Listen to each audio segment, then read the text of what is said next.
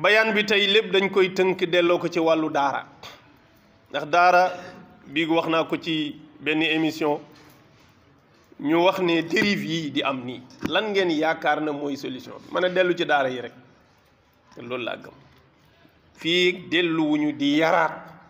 na mag ña daan yare di jubbanti di jàngal nit ñi alquran à base di leen tàggat di tàggat seeni cër ci yiw ci mbaax dérive yi du dañ mukk ilaa yawmi diin waaw am na lool kun ci yar saw làmmeñ mënul vulgaire noonu say tànk mënul sobee noonu sa loxo mënul sobee noonu te loolu yar kese moo ko mën a def ci nit te léegi yar amatul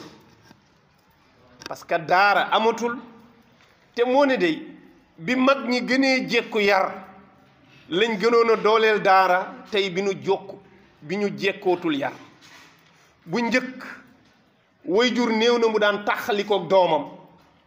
parce que entreprise ba muy xëy moo yaay jeeg doom jee ko bokk mooy ay toolam soo xëyee takk sareet bi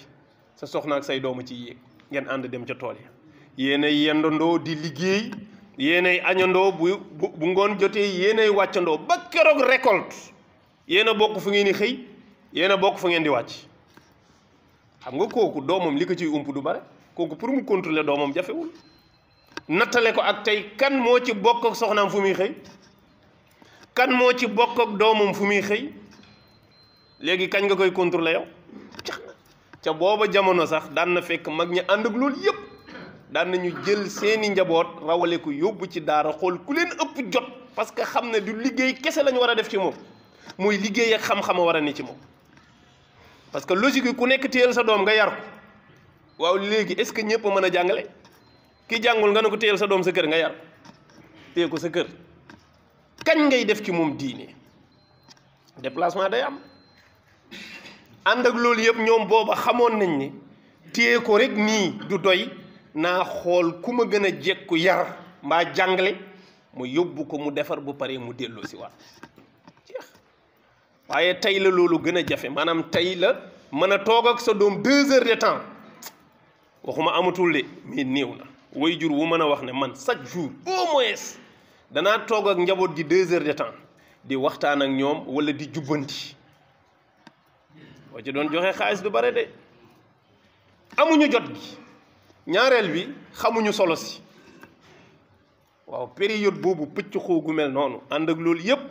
boobu lañ gën a daw daara boo xam ne kay yore ñooña waxuma 2 heures de temps waaye mën na nekk ak ñoom lu ëpp 12 heures de temps di am yéene def ci moom moo tax ma gëm ne yar kese fa la société bi mën a delluwaat lépp luñ ciy jooy mu teguwaat ci tracé yi wa illaa bu amul day gën a ñaaw day gën a jafe ñàkk kerse gi day gën a am ñàkk teggin gi day gën a am ñàkk kilifa gi day gën a am du dakk parce que teguwun ci yoon wi tax mu war a dakk te yoon wa dama gëm ne daara kese la amul leneen waaye ànd ak loolu yëpp ba léegi comprendre guñu loolu ndax dañ koo jàppee benn barab boo xam ne ku jaaxle rek moo fay dem ku kenn soxlaa tul ak ku kenn soxlaa gul ku kenn soxlaa gul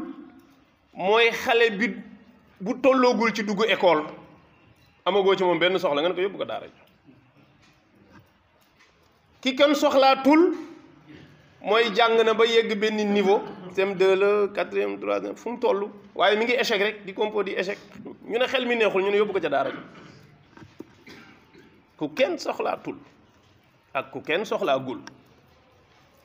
du noonu de ab defarukaay la boo xam ne bu fekkee jox nañ ko àq ba ca war nit mën na faa defaroo